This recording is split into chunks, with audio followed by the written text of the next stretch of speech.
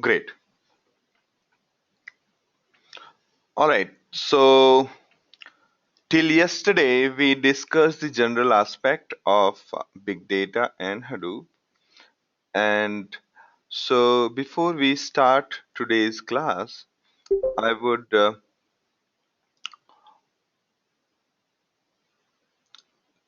okay. So, there'll be around 11 to 12 people in this class, maybe 13. That's all. All right. And so,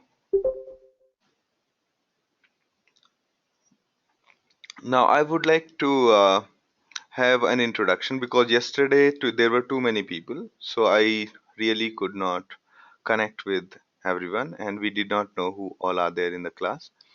Okay, so the way these it goes is like I will unmute you for say 1 minute, or you unmute yourself one by one. I'll tell you, and then uh, you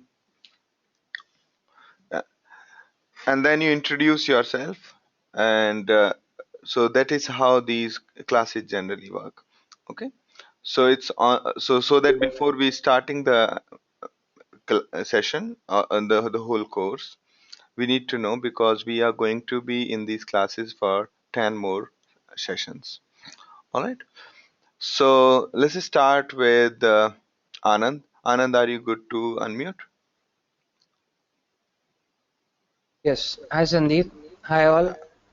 Good morning. This is Anand Pateja. I have been working with Accenture since last 1 year. Before that, I was working with TCS, and I am currently and Are you I'm working on Java technology. you're currently working in Java technology, that's what you said. Yes. Oh, okay, great. Thank Great you. to know you, Anand. Great to know you, Anand. All right. So, all right. Who is yeah, okay, HTML5 viewer presenter? Let me just see.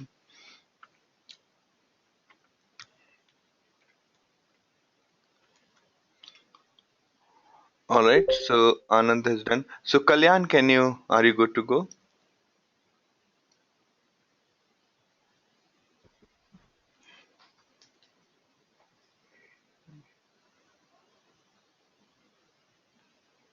Kalyan?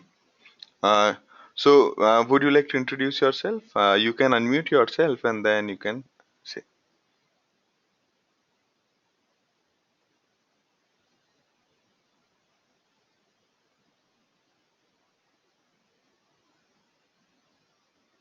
Kalyan?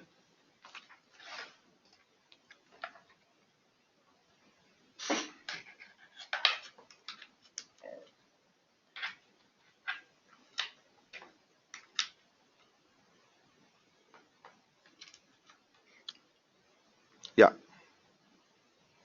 I can't hear you.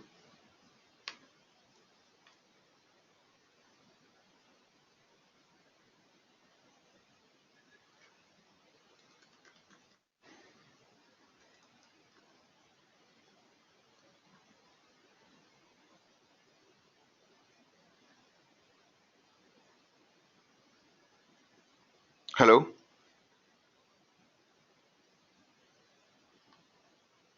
No, we are not able to hear you. Okay.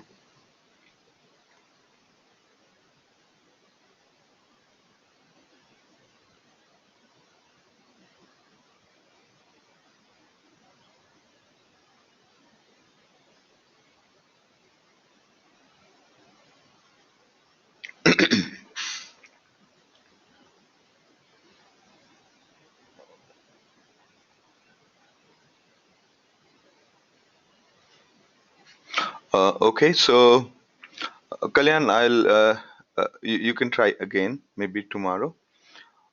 All right. So, Lakshmikant, would you like to introduce yourself quickly?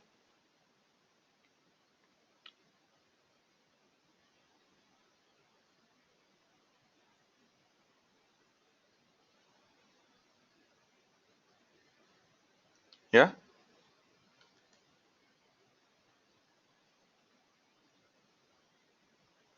No. Yeah, we can hear you. Yeah, hi, good morning. This is Lakshmikant Misra, and I'm working as a simple IT manager in Sidkul, Dehradun. I'm having 8 years of experience, but I don't have any experience in big data and Java, all that. But I want to learn and I want to build my career in this field. Great, great, great to know you, Lakshmikant. Yeah, All yeah. right, Thank you. yeah. All right, so you can mute yourself. And Manish,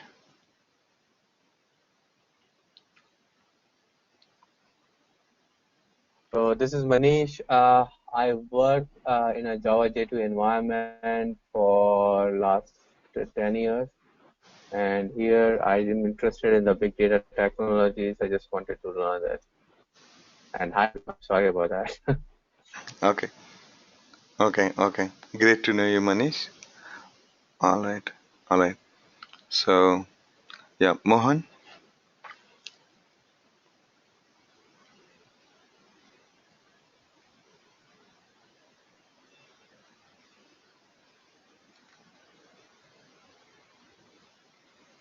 Yeah, Mohan, we can't hear you.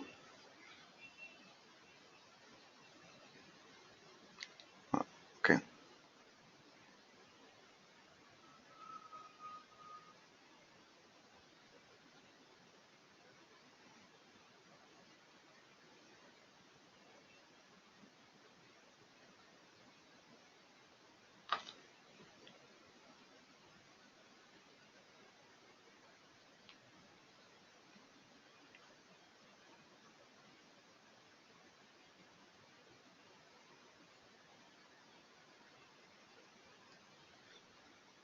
Mohan, we were not able to hear you at all. Yeah. Can you hear me now? Yeah, Hello? yeah, we can hear you. Could you hear me now? Yep. Okay, this is Mohan Nilakantan. I am based in Sacramento. I've been an SAP functional cum technical consultant in the areas of HR, utilities, and financials for the last some years.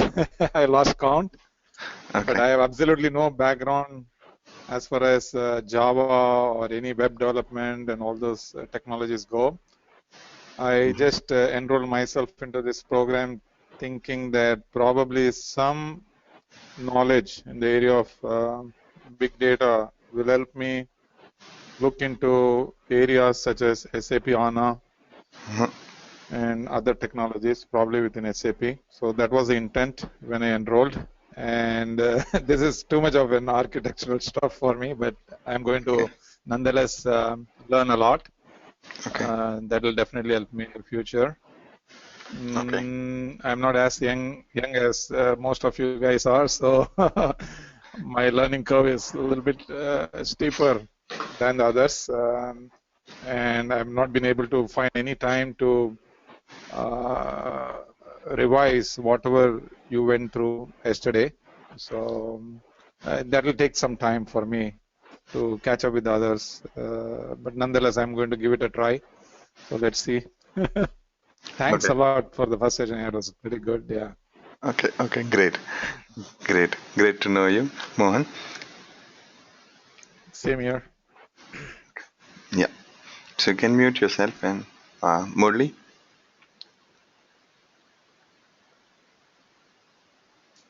Yeah, hello. Can you hear me? Yeah. Yeah, cool. Hello, everyone. My name is Murali, and I work for IBM Australia for the last 4.5 years. Uh, Currently working as an IT specialist, mainly supporting IBM Dominant platform.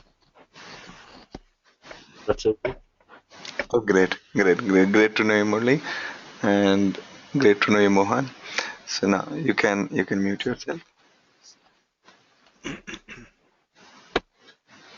Great, great. So Pravita, Pravita, can you unmute yourself and then we can have an introduction.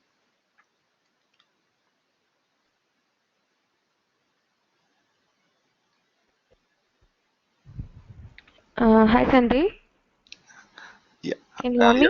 Yes, yes, we can definitely hear you. Hi, I'm Pravita here. I'm working as software test engineer in Capgemini, Mumbai.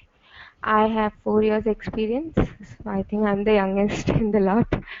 I'm interested in knowing big data, so that's why I'm here. That's it.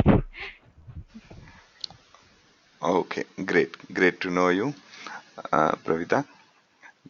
All right, you are definitely the youngest among so far. Uh, all right, all right. So, Sabrish,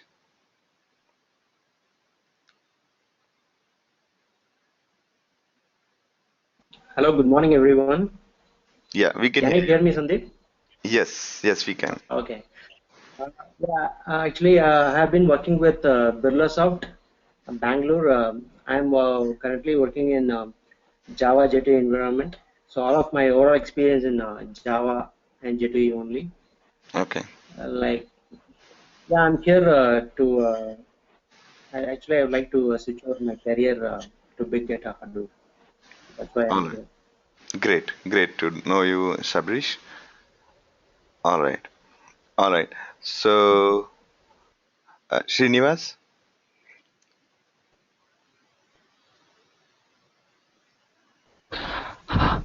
Hello, good morning everyone.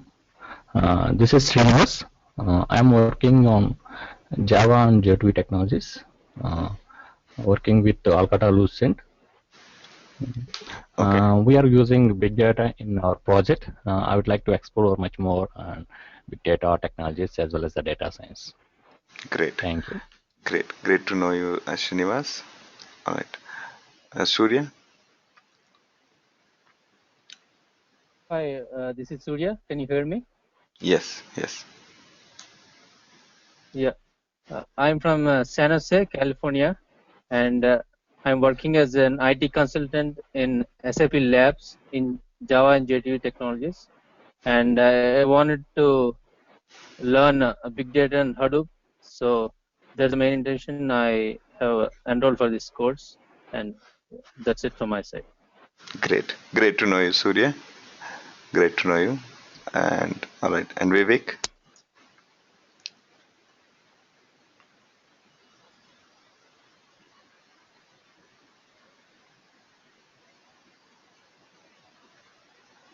Hello? Yeah, you can hear Hello? you. Yes, Surya. Yes, Hi, Vivek. Sandeep. Hi, everyone. Good morning. Yeah, good Good morning morning. to everyone. My name is Vivek Rai, and I am from NCR, Ghaziabad location. I am into Okay, Java development for last 9 years, and I have currently been working into whole Java application, having deep interest in concurrency. So I'm looking forward to learn Hadoop and see how it helps, develop large scale concurrency applications. great, great, great, Vivek.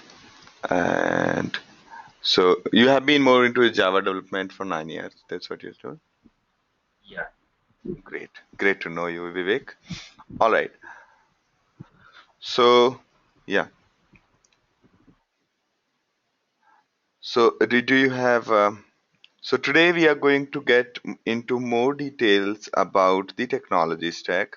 Yesterday we gave an overview. Yesterday we basically talked about the general aspect of big data. Today, today we are going into more details of the two component. One is HDFS. Other is the other is the other is our execution engine. All right, and then we will go more detail into MapReduce in the next two sessions, and afterwards. So this is the general layout. So today we are going to go through the HDFS and environment overview along with MapReduce, and then we'll go into more details of these components one at a time. All right. Those who do not have Java background, or I would actually recommend all of you that you go to my courses. Were you able to log in into my courses here? You will have the full week full 1 week to go through these courses if you haven't started already. So for you, one course will be this one, and other course will be this one. Okay, these are the two courses, those will be visible to you. All right, and this one is the Java course. You can go through first session and second session, and if you get time to finish all four sessions, it will be just great. And this will basically make you a little bit more hands-on with respect to Java.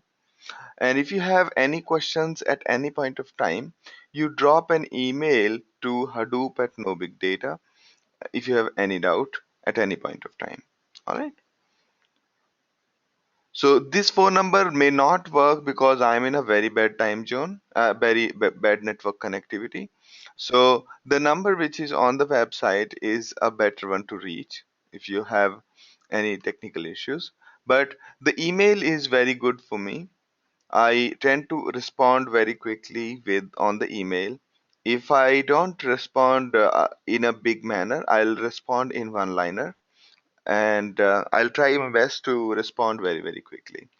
Okay, so this is the email address where you can drop an email, or you can also try the phone number. If you are lucky, then the network might be there, and but I don't much rely on this number. Okay, if I'm outside, then the number works. If I am at my working location, it doesn't work much. All right, but you can message me on the phone for this phone number. It works out. All right. So go through when you have the full week ahead of you, you can go through. First is this one, the Java session. Second is there is one more important session which people seems to ignore, the one on regular expressions. Okay, so regular expressions are quite useful in the normal developer's life or analyst's life when they want to match the data, replace the data, and do the text churning. Then this regular expression comes very, very handy. It's not specific to Hadoop or it's not specific to Java, but it is actually applicable to everything, even in your text editor, in your various kinds of tools.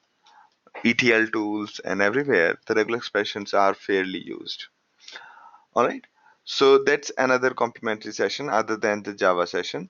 So go through both of them, and then over the week, try to take this quiz, finish it, and then we can discuss it further. All right.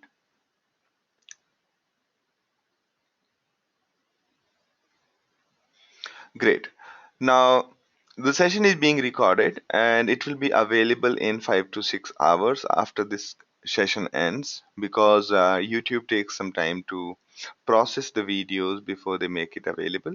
We have tried to keep it on YouTube as a private so that there is no problem in viewing. Okay. And all right. So let's start with today's session. Today's session is probably the most important session after the yesterday's one. And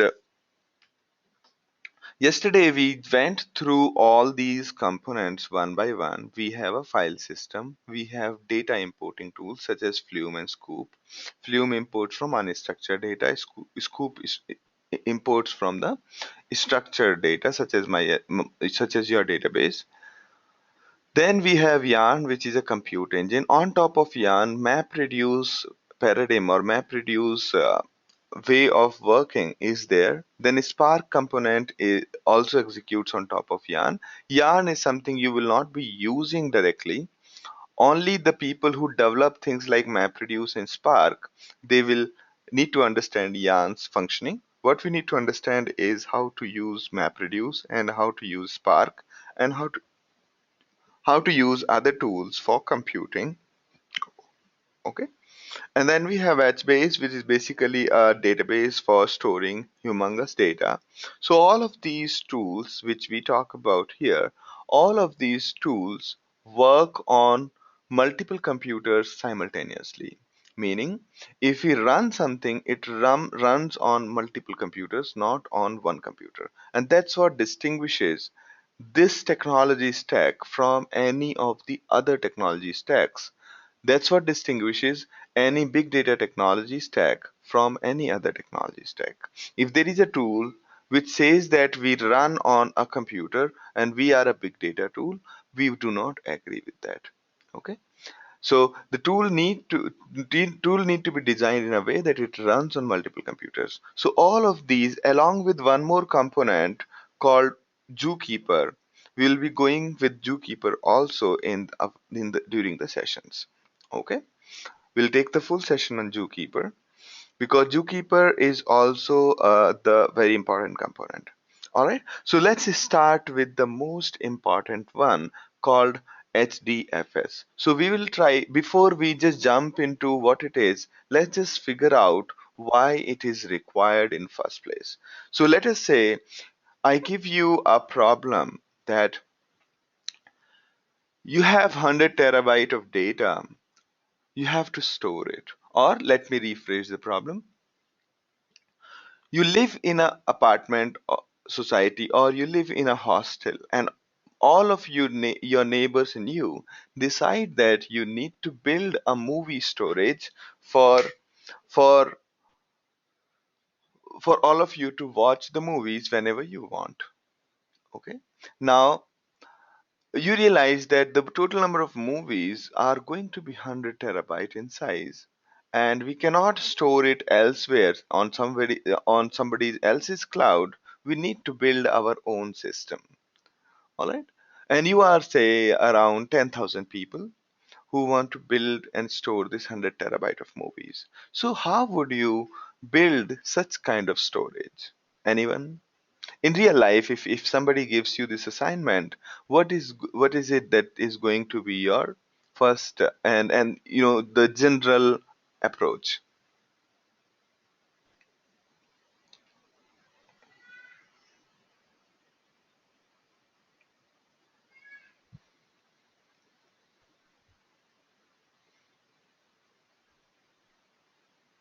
Yeah.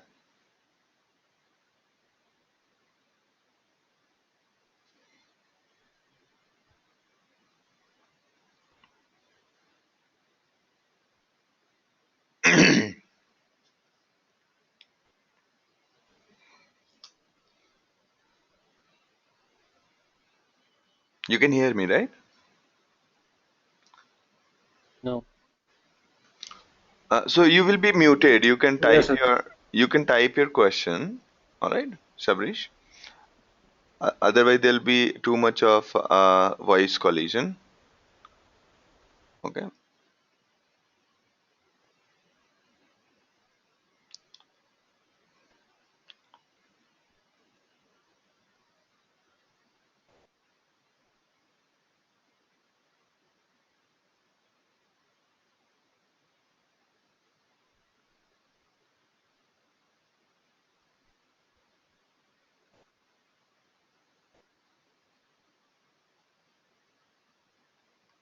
Vivek says that establish a network of call computer and then share the data.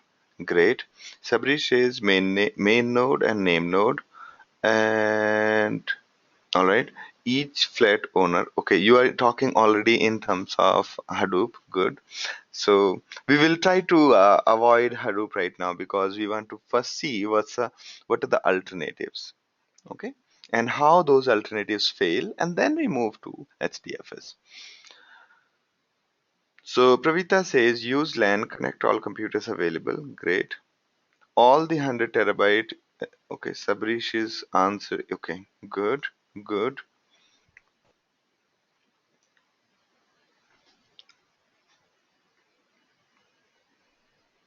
Okay, so Srinivas, go into a little bit more detail. Okay,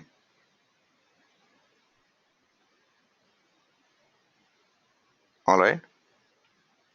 So Kalyan says that we will move old movies to archival. So the old movies, we want them all the time. Okay, we should not be in a situation that we are not able to watch the old movies.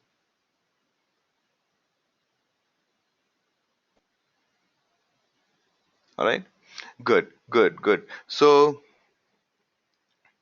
So to Sabrish and Pravita and Vivek.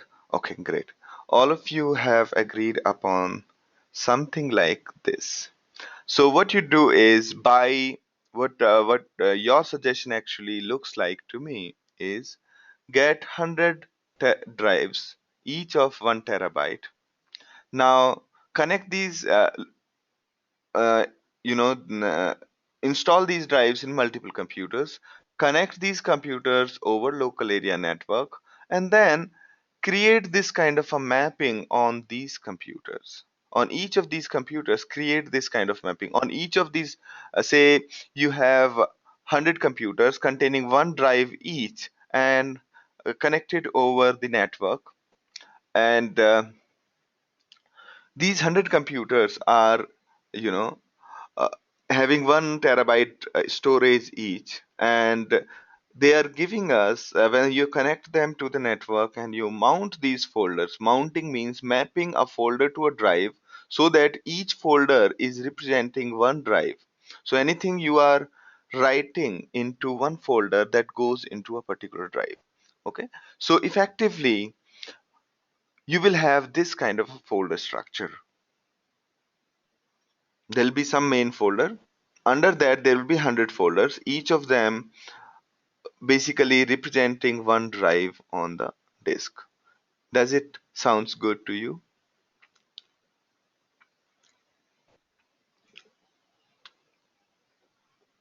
Do you think so? This diagram is clear to you? How we have built it?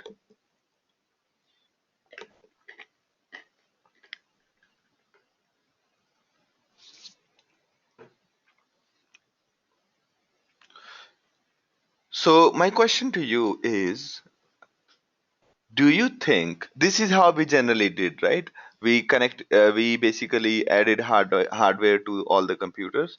If they are in the network, we map the drives to the folders, and now we can start storing our data into these folders. Okay, we can start storing our files or movies into these folders.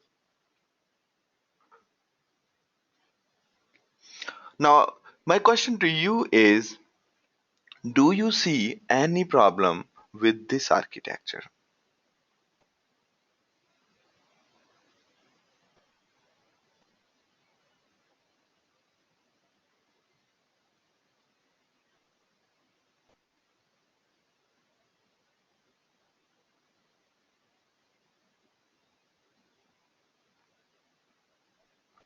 Yes. So Manish, it's okay to send to your response to all. Yes. So yes, correct. If one drive fails, you lose the data. Yes, exactly.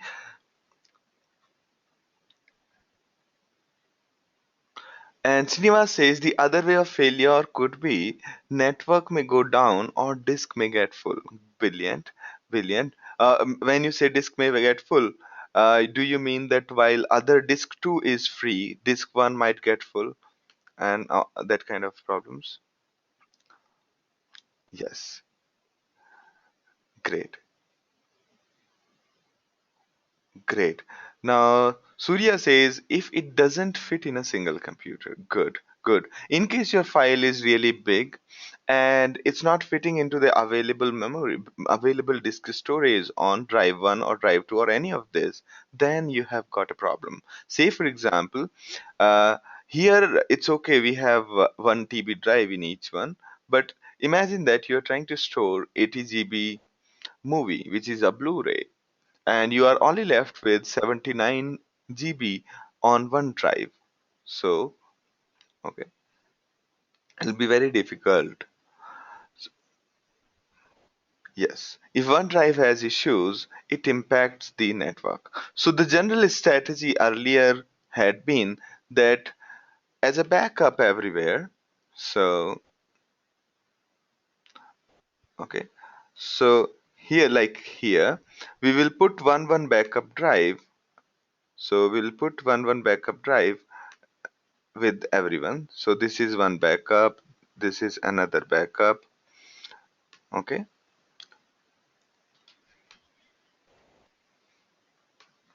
okay, this is another backup, and so on. So for each drive, we used to install one backup. So as a general measure of fault tolerance, this is what we used to do. This is the backup. This is the backup of drive 1. Okay, backup 1. And this is the backup 2, and so on. So on each computer, we will put one more drive and put the backup in place.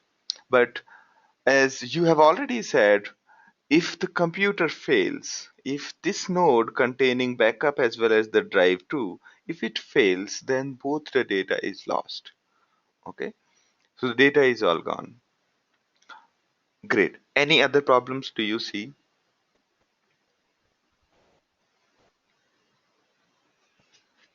So let me reiterate. So we installed these hard drives. We put all the movies starting with A on this, starting with B on this, starting with C on this, starting with D on this, and so on.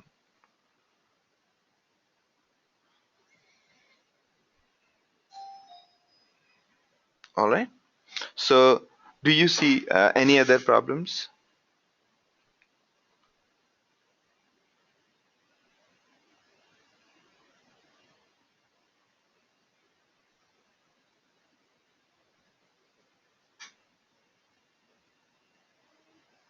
Yeah. Clustering all the nodes. Okay. Uh, I did not get this one. There has to be some place about the information all drives. Perfect. Perfect. Because we need to know, if we are storing movies in this way, we are going to get lost very quickly that where is our movie, right? This mapping will not work because after some time you'll realize that almost every English movie either starts with A or the, which means the drive which we have designated for alphabet A is going to be overfull, and then we have to move those movies to another disk, and we need to maintain a sort of an index or sort of a, you know, sort of a rule book where saying that this movie is stored on drive 1, this movie is stored on drive 2, and so on. Sort of an index. All right. If anything went down, we are not aware which one went down. Correct. We'll have to figure that out. All the computers to be running 24/7, that is Pravita? Yes, that's correct.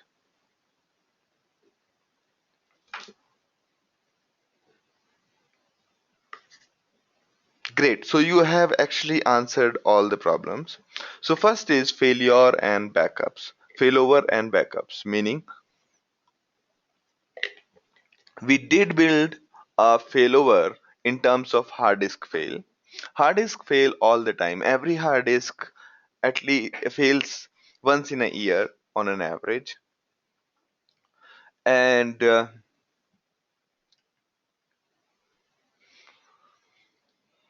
okay.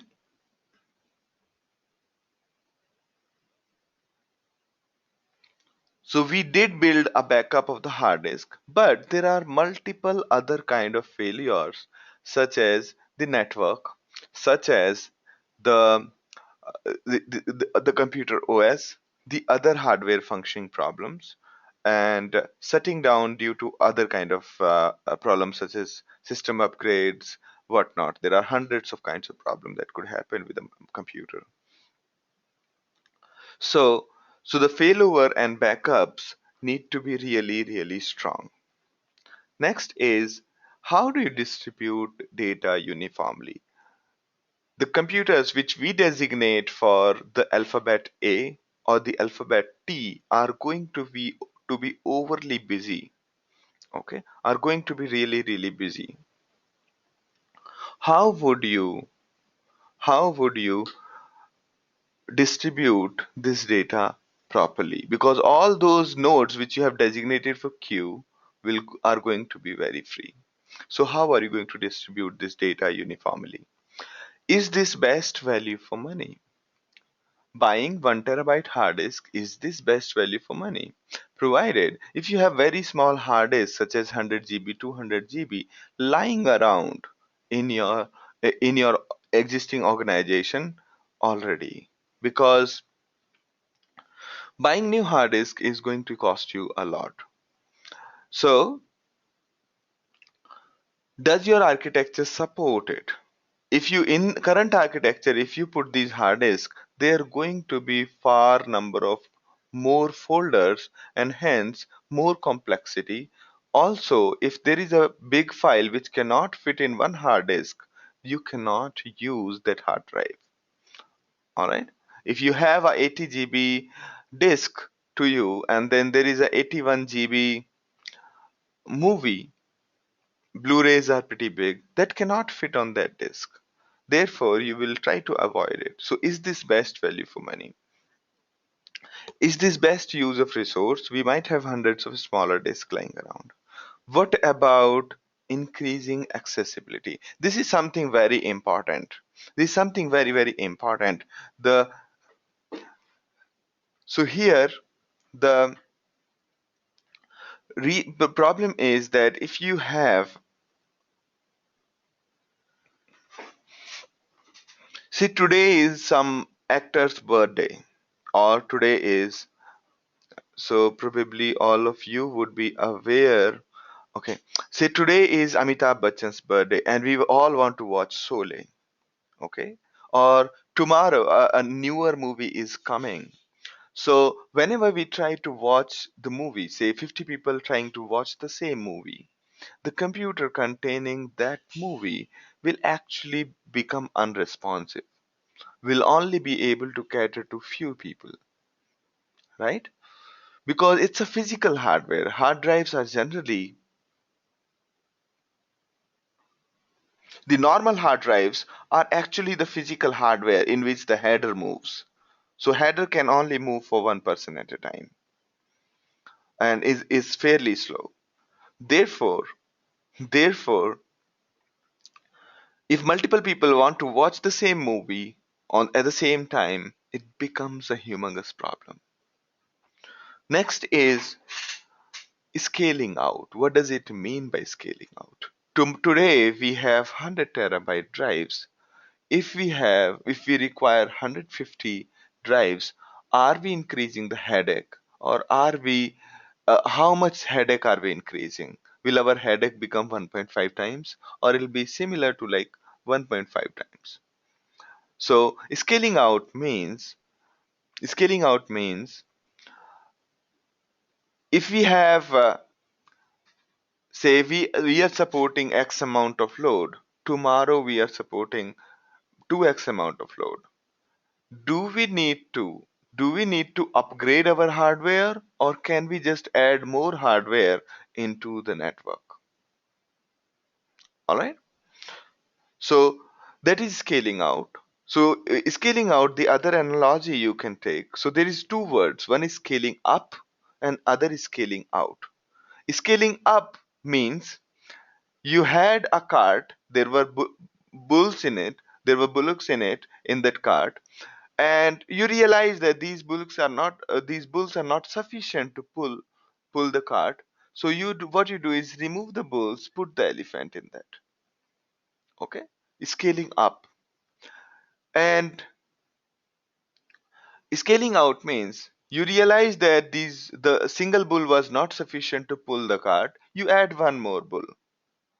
And even if two bulls are not sufficient, you add two more bulls in the same cart, and now there are four bulls pulling the same cart. Okay. Or look at the other way, if the cart volume is not sufficient, now when you have four bulls and you have lot of stuff to carry, the cart volume is not sufficient, you can add one more cart to the in behind this cart, and effectively you have four bulls and two carts pulling it. So this is scaling out. You are not changing the hardware, you're not replacing bull with the elephant, you are instead adding one more bull so that they can pull the cart. All right, so this is the general tendency. Most of the existing systems behave in a way that they try to scale up. For example, when your database get overloaded, you replace the RAM, add 16 GB RAM, or you upgrade to a better processor, okay? Or you upgrade to a better and faster hard drives. So that is scaling out. So scaling up means you basically keep on upgrading the hardware, and that has been something which we had always been used to traditionally when it comes to compute the hardware. All right. Now, so what do you do then? So, to solve all these problems, the systems like Hadoop distributed file system was designed. So, Hadoop distributed file system was designed based on the paper published by Google. Google published a paper on Google file system. All right, Google file system on basically to store humongous data from the internet. They realized that the existing systems cannot work for them. They need to build their own file system. Okay, that's where that's why they built Google file system, and that paper was published, and now everybody uses that. Okay, so what exactly was in that paper, or what exactly is the architecture, is something we are going to discuss now. If you have any questions, let me know.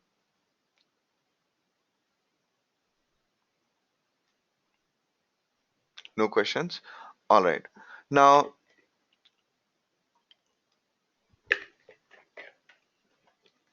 so Hadoop distributed file system is something like this. It has got one name node. So, as we told you that Hadoop distributed file system is built up by multiple computers. So what you do is on one machine, you install one program called name node. On other machines, you install data node process. So these other machines we call them data nodes, while this machine on which name node process is running is called admin node or name node. All right. Now, name node is singular, and name node stores what is where. As you were telling, I think Srinivas was telling that we need to maintain an index of the data.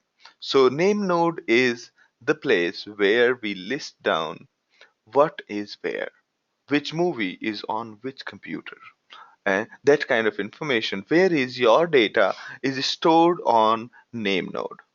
Okay, name node basically stores everything into RAM while it's also saved onto disk, but everything need to fit into the RAM so that it can respond to the users really fast. Okay, so name node does not generally store any data. Name node as a process does not store data. Data node mm, contains only the data. Okay, so whenever we are saying that we are creating a folder, the folder name is, or to folder name, file size, file permissioning, this is all part of the metadata. And the actual data means anything in, inside the file. Okay, anything inside the file is the actual data. Rest of it, like file name, folder name, uh, and permissioning, all of this is metadata. All right. The next point to understand is the files are broken into the chunk of 128 MB blocks. Okay, each file is broken into a chunk of 128 MB block. So irrespective of what kind of file it is, irrespective of whether it's Excel file, whether it's a binary file, it's plain text file, files are cut at 128 MB. Earlier it used to be 64 MB, and now since drives have become bigger and the smaller drives are obsolete, it has been agreed that let's keep the block size as 128 MB. So quick question to you is, if you have 200 MB size file, how many blocks are going to be there? Anyone? 2 blocks, right? 200 MB means 2 blocks. Okay.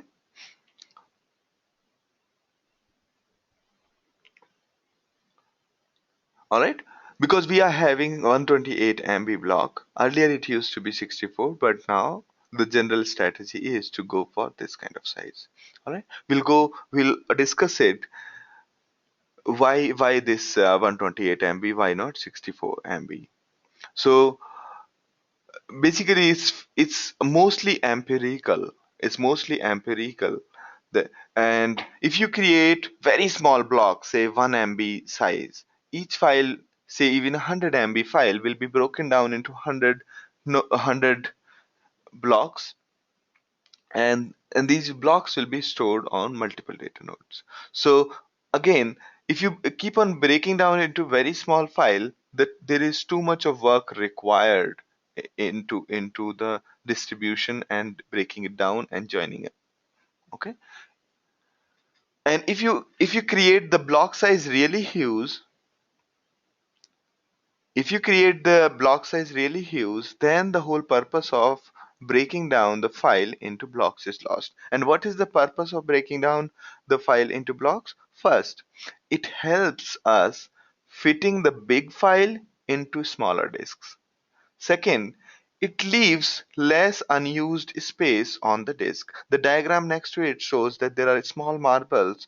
A lot of them are fitting into that marble jar.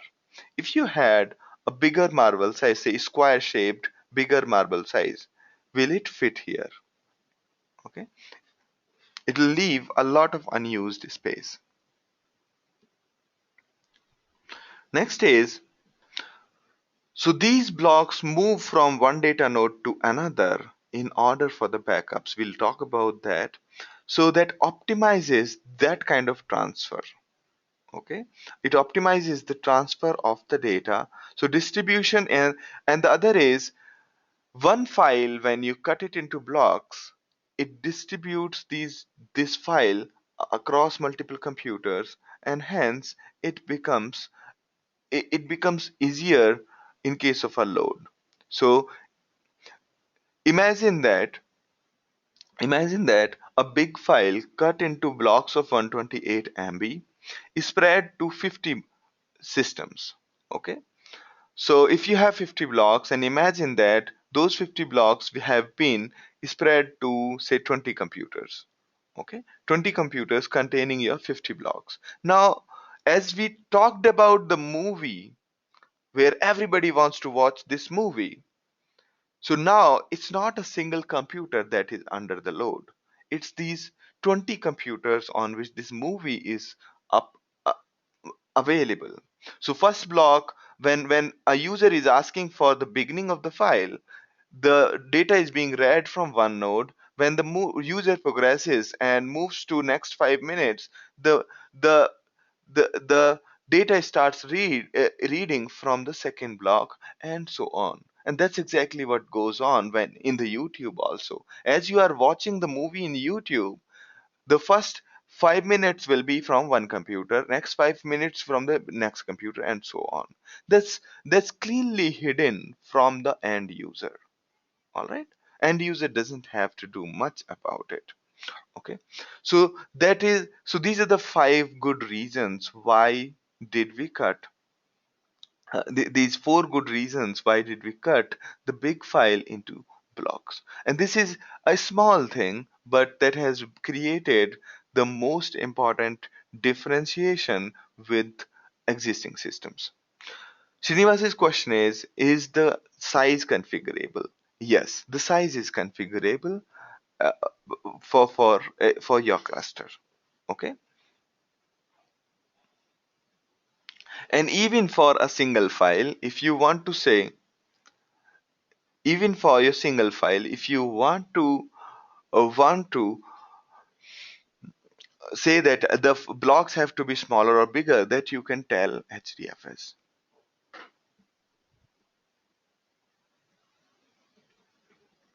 Now, Vivek's question is, will a smaller file take 128 MB? Answer is no. Okay. So look at this way. So if you had 200 MB file, okay, it will have two blocks. Okay. Let a better thing would be to put it here. All right. So if you had two blocks, if you had 200 MB file, it will have two blocks, and one block will be 128 MB, and other block will be how much? 2 and 7, 72, 728 MB, right? So basically, this big file, this is your big movie, okay? And this movie is broken down into two files, one of this size and other of this size. One is maybe located on one data node, other would be located on another data node. Okay, this is also a small block, is also a file. Okay, and this file natively is stored using your operating system's file system. Okay, if your machine which you have added here contains NFS, then the Linux file system, or HFS, the macOS file system, then they will use that native file system. All right, to store it on, really storing it onto the disk is the duty of the local file system. Okay, this is how it works. All right, next is, now can you please explain optimizes data transfer? We'll talk about it. So these blocks are moved between one data node to another. If you had to move the whole file from one data node to another, it would have been a lot of a headache. Okay, we'll tell you why do we need to move these. We'll tell you why do we need to move these files, for the various reasons. But now you understand that in case we have to move the full big file, it would be too much of a headache as compared to moving a small block of size. Sabrish's question is, why 128 MB? Now let me try to explain it this way. So there is no good reason for one size or another. This is mostly an empirical data, which people find out that first, okay, I'll tell you what. So the block was, if block size was bigger, then we had 1 GB size each block, then there'll be the whole objective of creating blocks is lost. If you create very small blocks, there'll be too much of metadata. Okay, there'll be too much of metadata because for each block you need to create a index entry saying this particular file, this particular block is located there. Also, assembling and breaking down a file into blocks is too much of an headache. Okay, so you can say that it's a fairly, empirical, as in few people did the computation and said that maybe 128 MB is okay now. All right. And there is no hard drive in use which is smaller than 128 MB in size.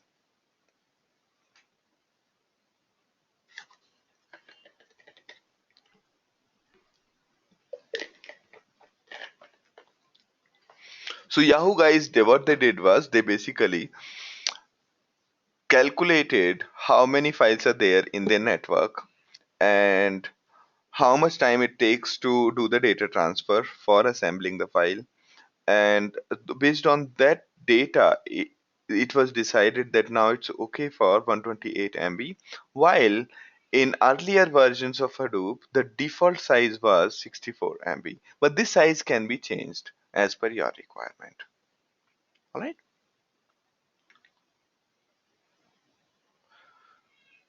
Okay. Do we have any criteria while selecting the node where the data is stored in multiple nodes? Yes. So the general criteria is, we will talk about this soon. So we'll talk about it after application. All right. Now,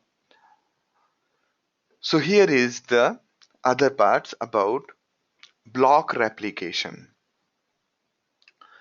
Each block is replicated. The default replication factor is 3, but you can change the default replication factor as well as you can change the replication factor of each block, each file. Okay, coming again. So each block, as we discussed earlier, each block is copied multiple times. By default, it's copied thrice. You take a block, you store a file, it will take a 3 times storage in the disk. And these ones, we talked about 200 movie file, so there'll be 3 copies of this. Okay, so it's going to be 3 copies of each block.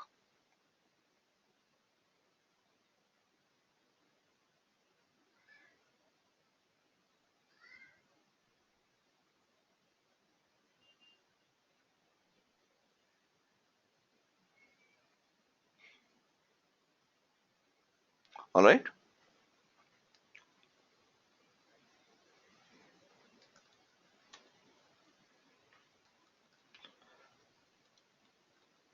So these were 2 blocks. Both of these blocks will be replicated thrice by default. That is called replication factor. This replication factor can be 5, can be 2, can be, but it should not be more than the number of nodes you have in the network. If you try to set the replication factor more than number of nodes you have, what will have, it will not give a problem, but it will say that your blocks are under replicated. Okay, so because no 2 copies of the block are on the same data node, if you try to say that copy my block or copy my file 10 times, there has to be 10 computers. All right. Now, what is the purpose of this replication? First is the failure. Second is the availability. In case there is a very famous movie and you want it to be available over the network on multiple computers simultaneously so that people can watch the same movie from multiple places, okay, without having to wait for one node to get free. So the purpose of replication is twofold. First is, in case a data node goes down, then we have a copy of the blocks that got lost. And immediately, as soon as a data node gets down, the other copies available, using the other copies available in the network, the same blocks will be replicated on another node to bring up the replication factor to 3.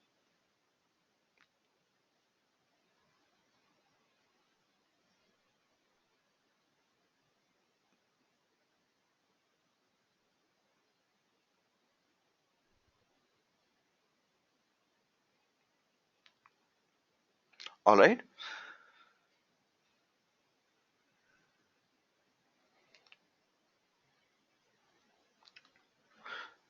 All right. I'll answer one by one. So Manishi's question is that why will we change the blocks, the bigger size? So there are 3 contributing factors. 3 contributing factors. So let me try to answer the older question first. Okay. So why will we change this? So there are 3 contributing factors. First, how big disks are available. how big is the smallest disk available. Okay, or you can say that what is the size of smallest disks available as of a particular date.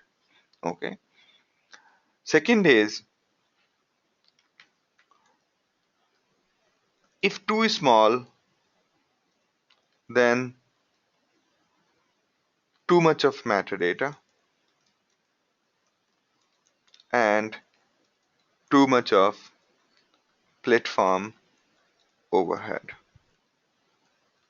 Second, if too big, the purpose of block creation is lost,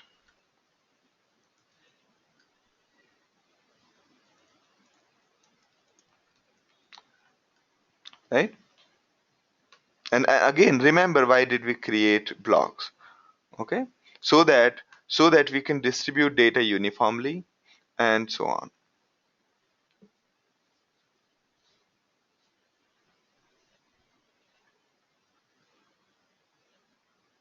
Correct, Sabrish. So the main purpose of making files into blocks is not only is that in case something goes down, we can heal it. But more than that, it's about it's about distributing the load. Okay, as we talked earlier, in case we kept the full file on a one node, there were chances that we will be overusing one node while the other nodes are empty. Okay, so basically, breaking down a file into blocks makes it possible to distribute this data equally amongst the data nodes. All right? Yes, Kalyan, we can set the replication factor at a file level. So now coming to Vivek's question.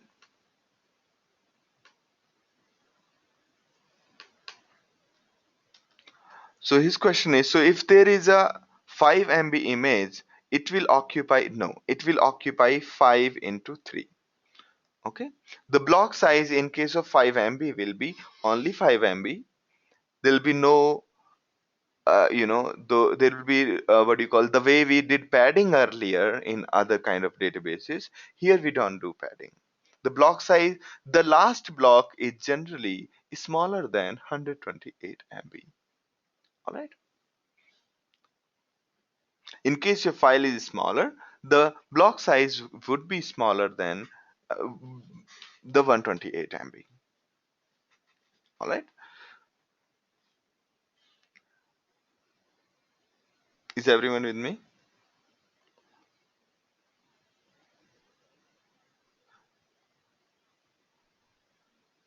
Do we have any tool or mechanism to arrive at the best value for block size? Right now, no. Okay.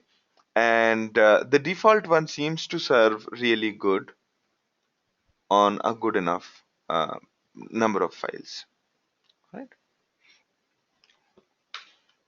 Or maybe I'm not aware of any tool which can give us the good size about block. Okay.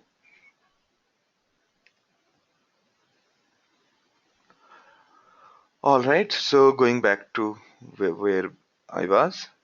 All right. Now, this would be giving you an impression that the communication happened this way. There is this user who wants to store the file. It says to the name node that please store my file. Name node takes the data from the user and goes to data node. So, so this is not, all right. This is not the architecture, but it looks like this way, and it makes us feel that the name node is going to be the main uh, workhorse. Therefore, the design is a little bit different. Here, the design is like this. Before name node, we have created something called a client driver. Client driver is the library or the command which helps us break the file into blocks. And it also has the mechanics of the Hadoop distributed file system. And what is that mechanics? The mechanics is the first call goes to the name node.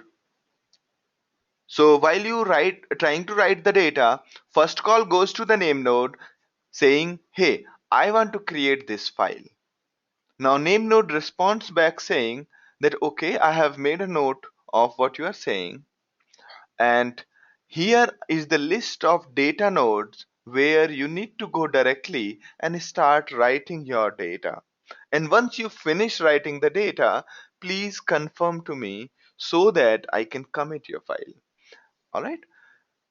Now, what is important in the whole thing is name node did not take the actual data from the end user. It says that I don't deal with the data, I just deal with metadata. If you have to read and write the data, you go directly to the data node and talk to them. Why? Because I am too busy. I cannot make myself the bottleneck. Okay, if name node starts reading the data, the total amount of data which HDFS can write will depend on how much bandwidth is available on data node. Sorry, how much bandwidth is available on name node, and name node will become the bottleneck, and the whole purpose of having a cluster is lost. Similarly, when the user comes around and says, I want my file, so this client driver goes to the name node that some user wants this particular file. Name node tells that here is the list of data nodes containing, and here is the list of blocks of your file, please. And for, so here is the list of blocks of your file, and for each block these are the nodes containing the replica. Please go to these nodes and get the file by yourself. Do not bother me with respect to reading the data. I can only give you the blocks. I can give you in the order in which you can assemble these blocks again and get your file back. Now this kind driver will go to each data node, gather the blocks, and give the response back to the end user saying that this is the this is the list of blocks. This is your actual file which which it prepared by combining various blocks. Okay, make sense to you? So name node is as much as possible we avoid making name node the bottleneck. All right.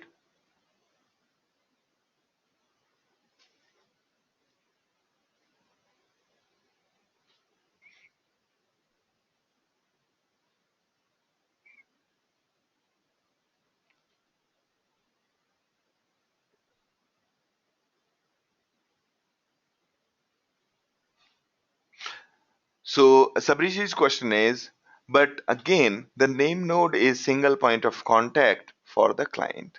So for beginning the conversation, yes, it is a single point of contact, and hence it might become the single point of failure also, right? That is why we will talk about high availability model, where the name node is also kept a copy.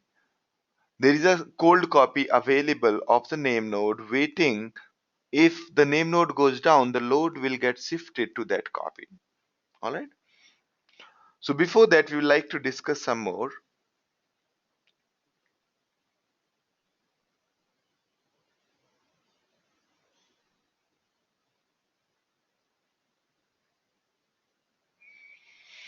All right. So Surya has a good question here. So how is the commit in name node happening after writing the to the data node? So this client driver will start writing to the data node, and once the client has finished writing to the data node,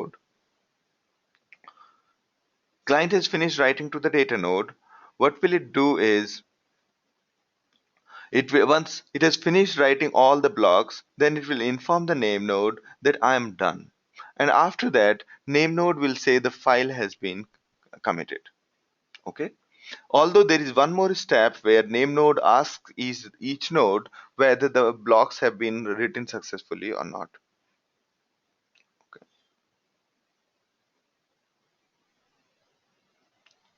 All right. What are the fields and columns that the name node contains? I'll show you that. No worries. Okay. All right. Same diagram in the same manner. Okay. Let me repeat. In case of HDFS, we have the whole file system, although it looks like a single tree structure. It looks like a single tree structure, but it is stored on, the whole structure is stored on multiple multiple nodes. Now, the way it happens is it's not like some nodes of this tree structure, some files of this folder structure go to one computer and some files from this go to another. Instead, each file is broken down into blocks and these blocks are saved onto the disks. Each block is also copied to multiple places in order to avoid loss of the data. Okay.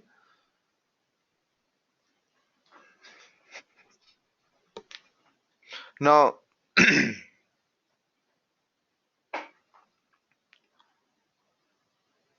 now if you have this is basically showing that these these blocks are replicated amongst themselves. It never happens that name node will try to copy the data to itself and put it on another node. All right. Also note that this name node also note that this name node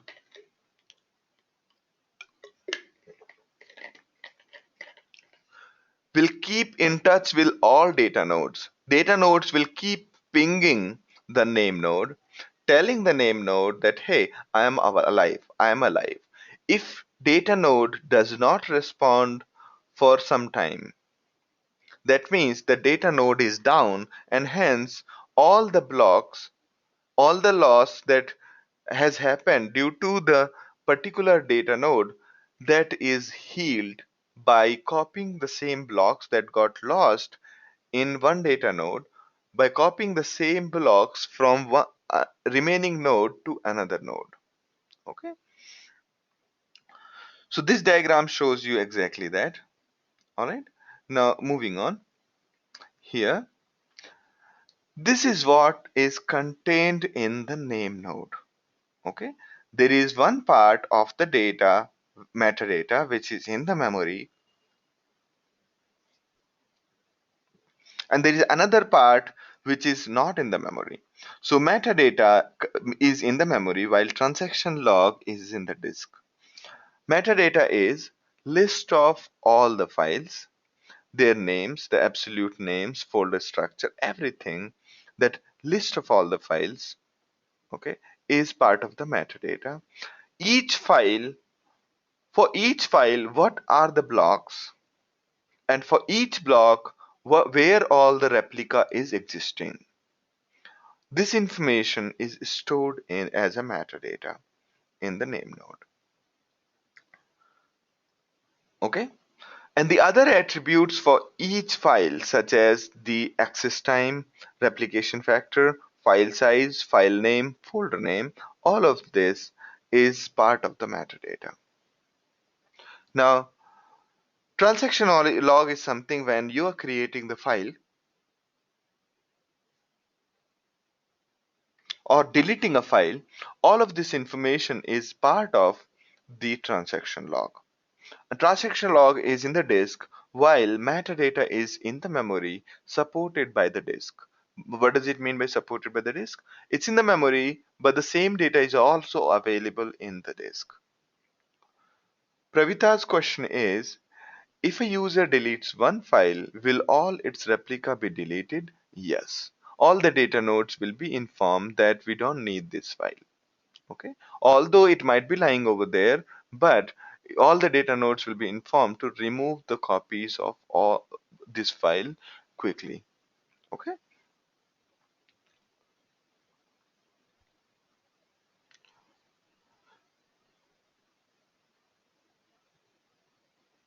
Data node and client driver get success message from the name node to commit purpose. Yes, that's correct. So when at this point when driver has finished flushing the data to each node or writing the data to each node, it will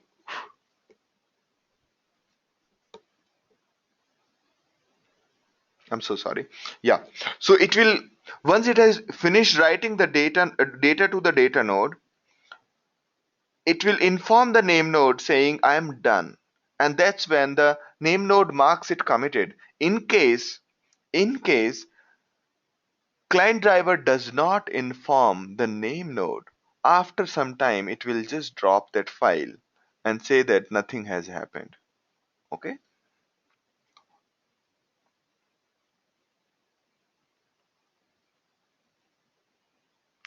So the frequency of data node to name node is around 5 seconds.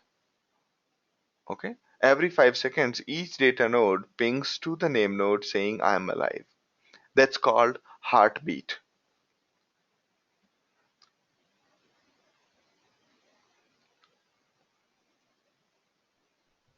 All right, again, we have discussed this part. So here the user is trying to write the data. This is the client which is trying to write the data. It talks to the SDFS, and SDFS, these are the libraries. And then they talk to name node, say create my file.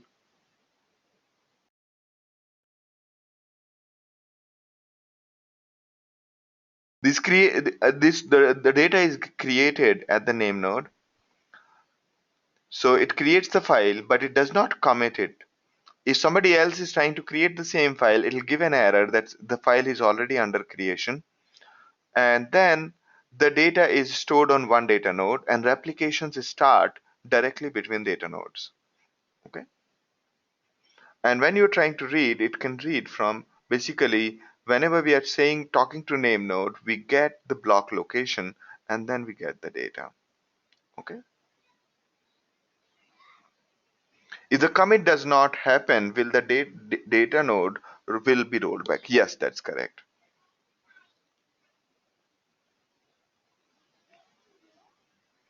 All right.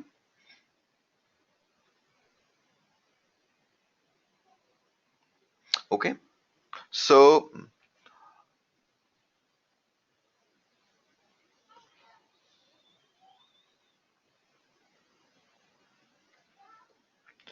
what actually a data node internals of materializing a company organized. For example, Facebook uses each one of our system as data node, or the design is similar to Rackspace. Yeah. No, I did not get this. So data nodes again. What actually are data node interns? Can you say is does it mean internals or does it means intents?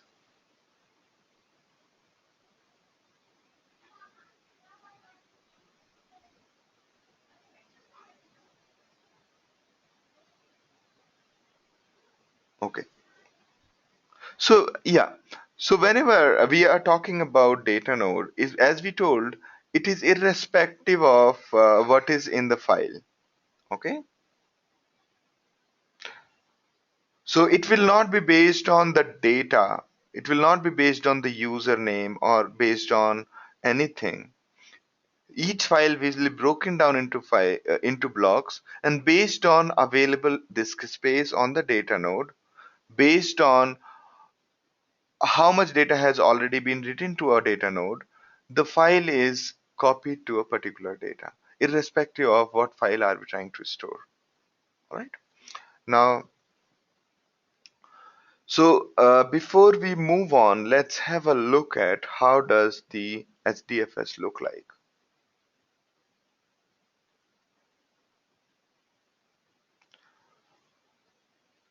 So in your first session here, you will also see something called installation instructions. You can open that, and in there you will see the login password, and then you can use it. All right. So let's first of all see our cluster. Where is our cluster? So right now we will be talking about only the cloud labs. Although it's the same thing what is there on the cloud labs, if you want to install on your disk, it's okay, but it's not really required. Okay, that's also is part of the installation document. I'm not opening the installation document here. You can open that installation document. So let's have a look at something called Ambari. Okay, Ambari is a system, is a provisioning tool. It helps us install Hadoop across the cluster. It helps us install Hadoop across the cluster. So the way we have done here, we have how many hosts? We have 4 hosts: Hadoop 1, Hadoop 2, Hadoop 3, Hadoop 4. Okay. These hosts are basically of this much RAM, and this is the disk space on each host. And the average load is like this. Hadoop 1 is heavily loaded, okay, while other nodes are fairly free. Okay. Now,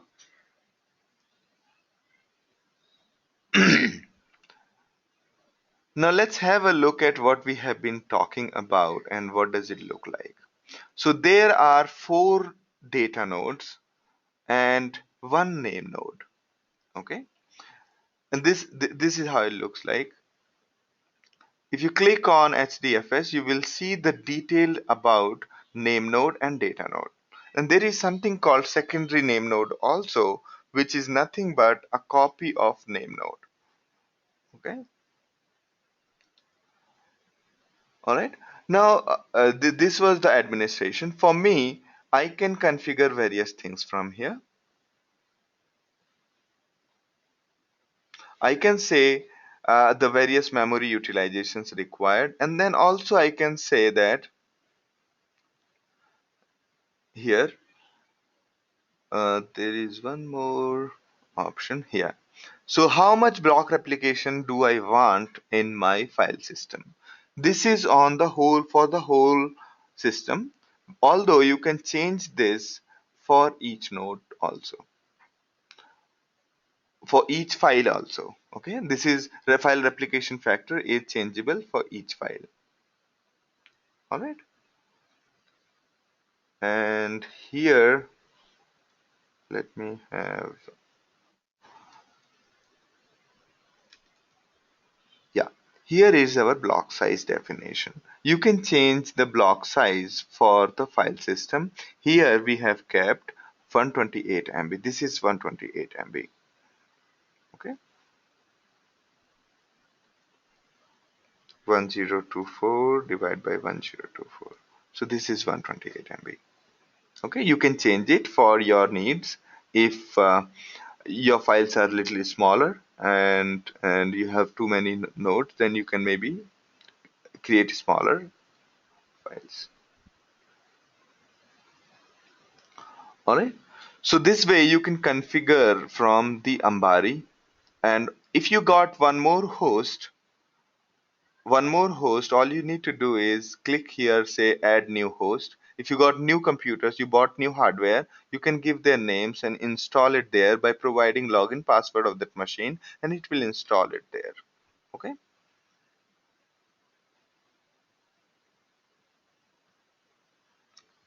good. Alright, so this is how it happens.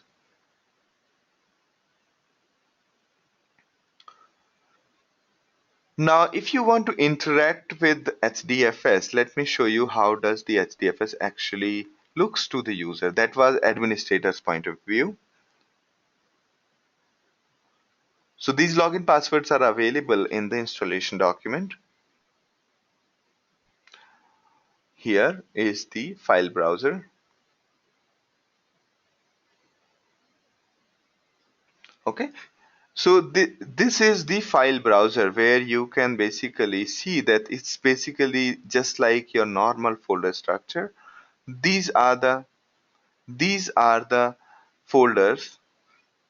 Okay, these are the folders. You can add more folders here by using new directory, and you can mention the directory's name, and it will create. You should always create here your own folder, because this is common for all students.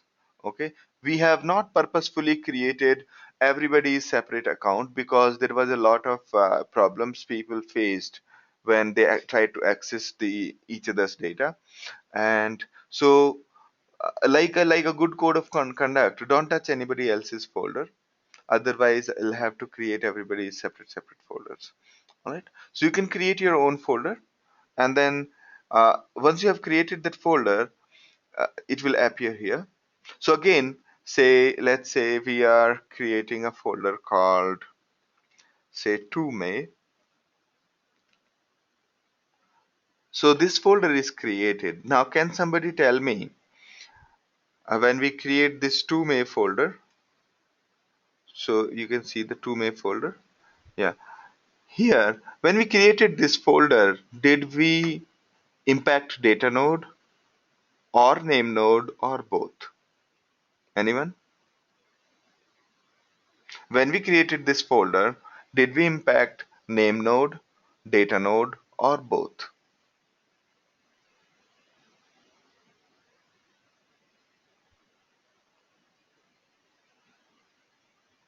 So folder is metadata. Folder is not the actual data.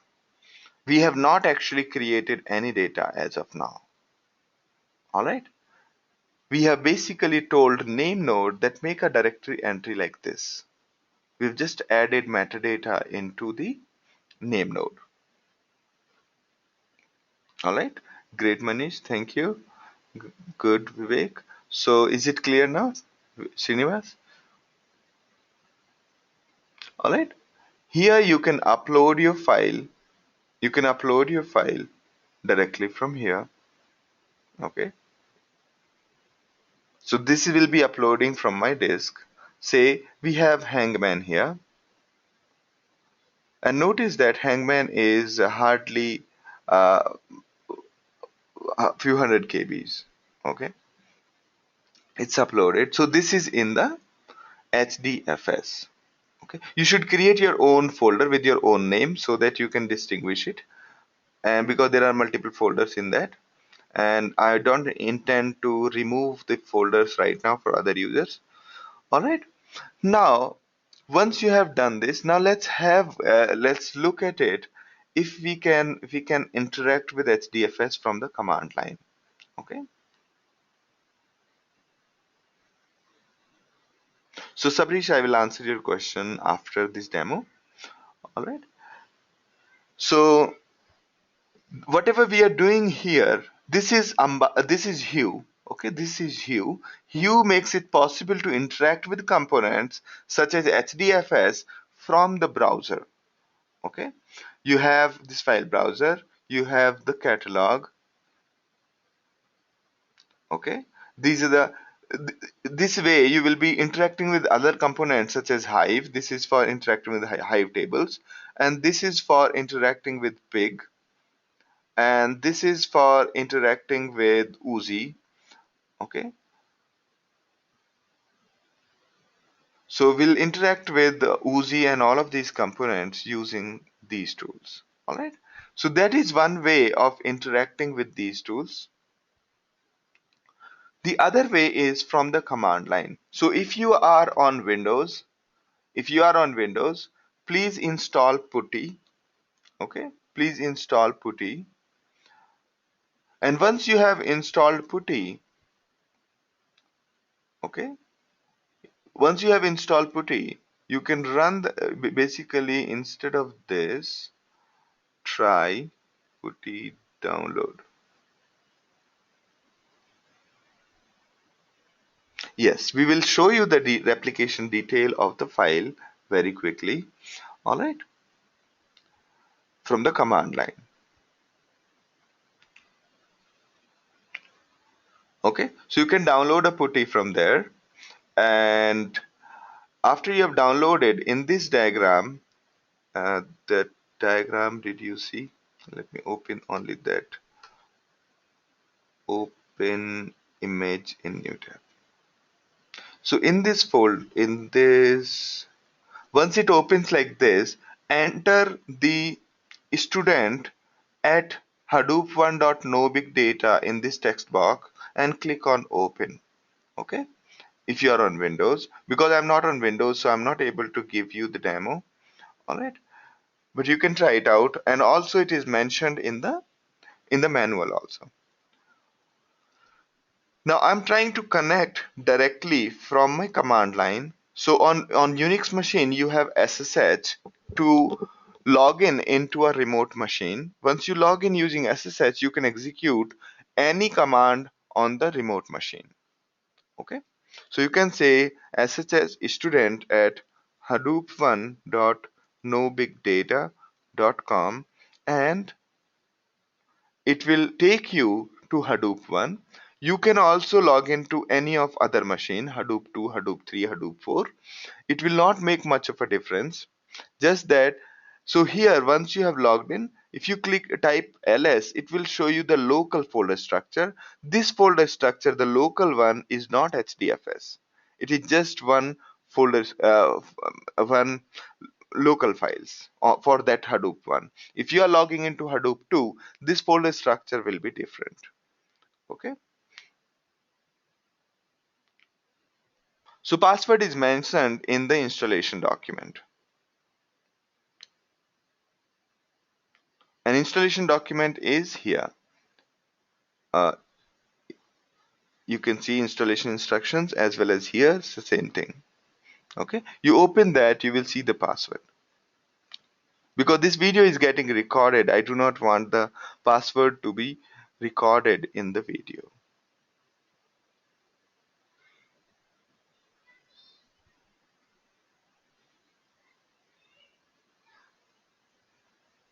All right. Now let's have a look at it. So I'm logged in onto Hadoop 1. Okay.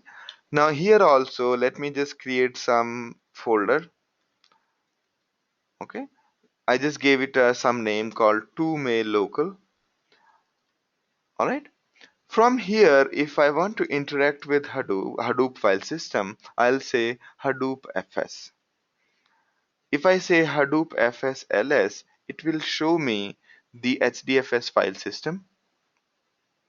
And let's see if 2may is there or not. You can see the 2may is there. And let's see what is there inside it. So I can say Hadoop fs-ls and give 2may as the folder. Alright, you can see hangman.zip. If I want to download that zip file locally, what will I do is I'll say Hadoop fs minus copy to local, and I'll give the name of the folder file here and download it to current folder. This means copy this file to local. I'm giving relative path. This is relative path because it does not start with slash. Had it started with slash, it could have been absolute path. By default, all the relative paths are with respect to your home folder, and your home folder is /user slash user slash student in in our this path. You see this path /user slash student, that is your home folder in HDFS. Okay, meaning that you can also say things like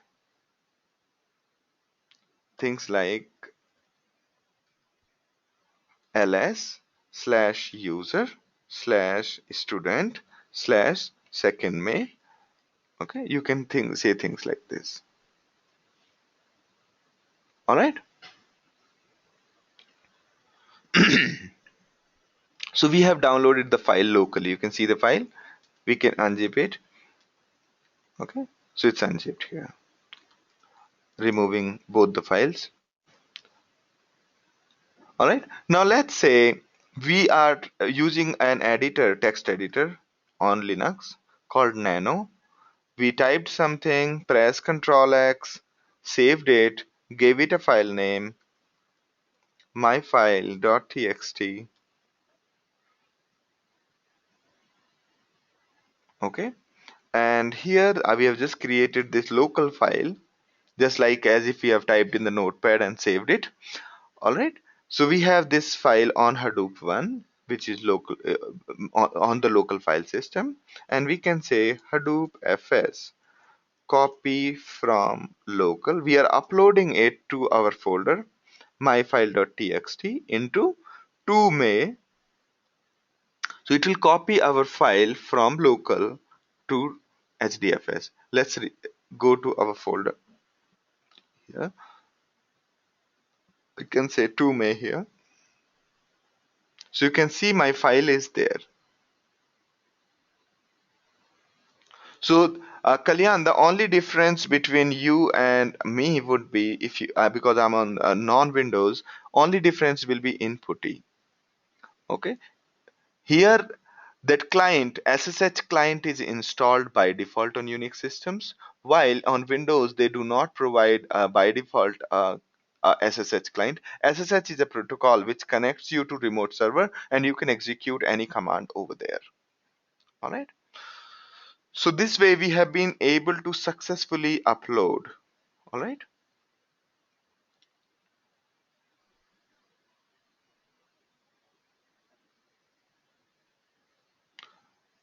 Okay. So I have three questions. Can we see the replication file? Yeah. Replication information. And what was the other question? Can we see the HDFS file structure without? These are the two questions waiting for the answer. All right.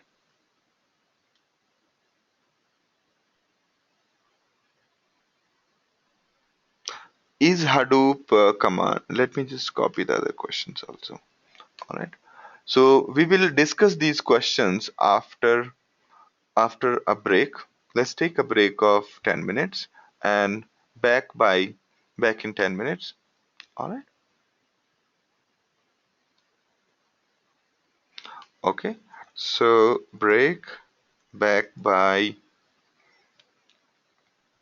8:51 a.m. IST. All right.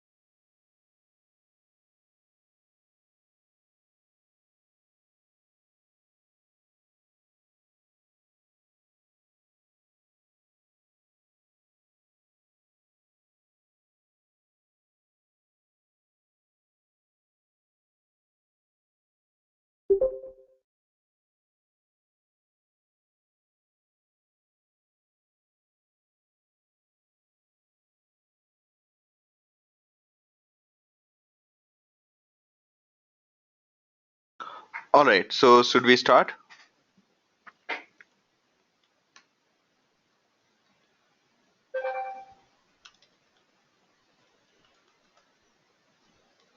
All right, starting now.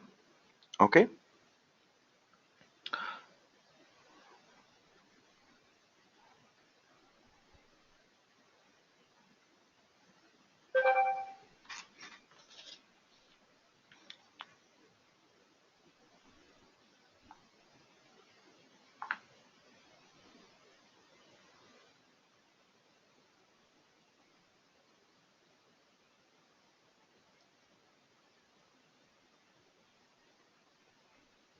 Just a second. I'm getting these alerts. Let me turn it off. Yeah. So I've just turned off my phone. Good, good. So we have a great set of questions. So I'll just go slowly one by one and we'll discuss these questions.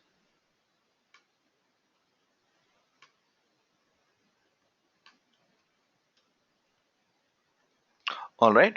So okay. So let's have a look at we were able to create a local file copied onto the data node, and there we have Hadoop FS. And also, in case you want to know exactly what all files are available as part of the HDFS command, so these are the commands available. And out of this will be more important to you. Is it visible?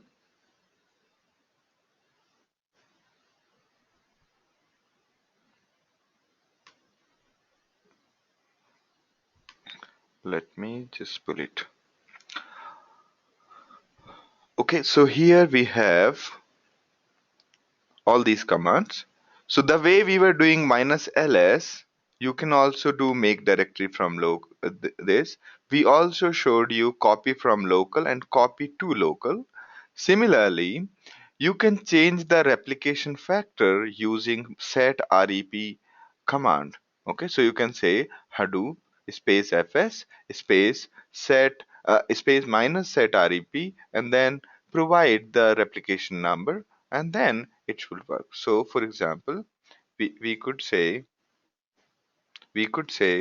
Hadoop fs minus set rep, and we could say 2, and then we could mention our myfile.txt.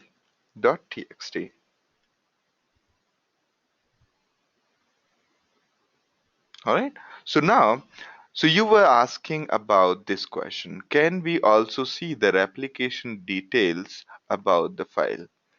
Okay. So this is done by the use of a command called hdfs fsck. I'm just typing here right now. So I'm after I have logged in using SSH. If you are on Windows, you can log in using PuTTY. You will be on the same command prompt where I am right now. Okay, after you have logged in using PuTTY or SSH, so that's where you will land here, and then you can start typing these commands. So you can say fsck and give the absolute name of your file.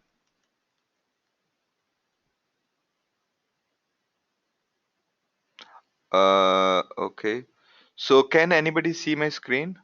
I'm on the terminal. It's a black color terminal, and I've just typed hdfs fsck slash user slash student and to my file.txt.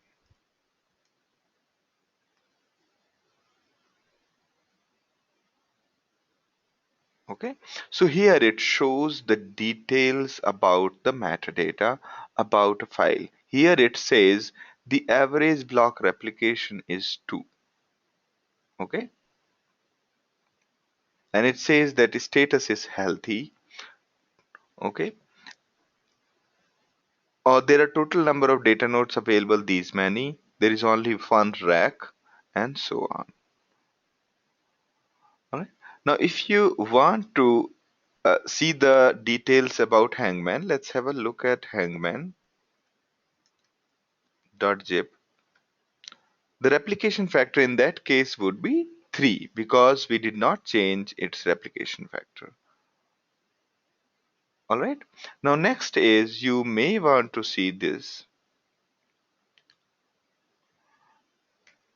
Okay.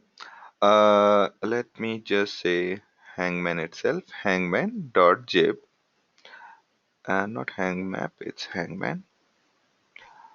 Alright. Here you can say minus files. It'll show you the files. There is a list of files.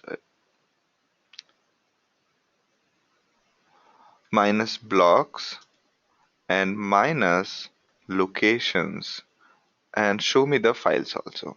Using this command, you can see the details of the block replication. Average block replication is the overall copies of the database. Okay.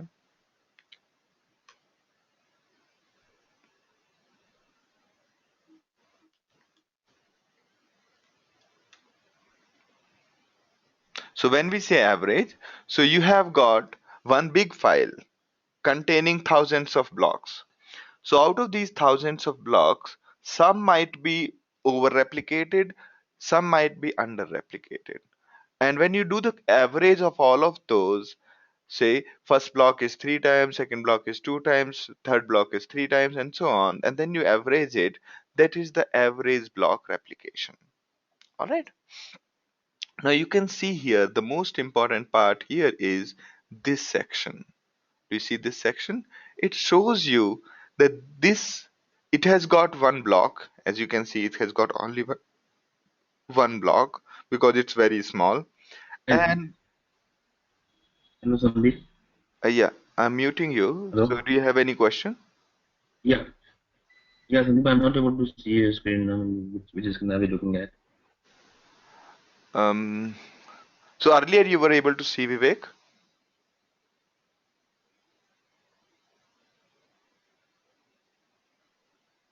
Hello?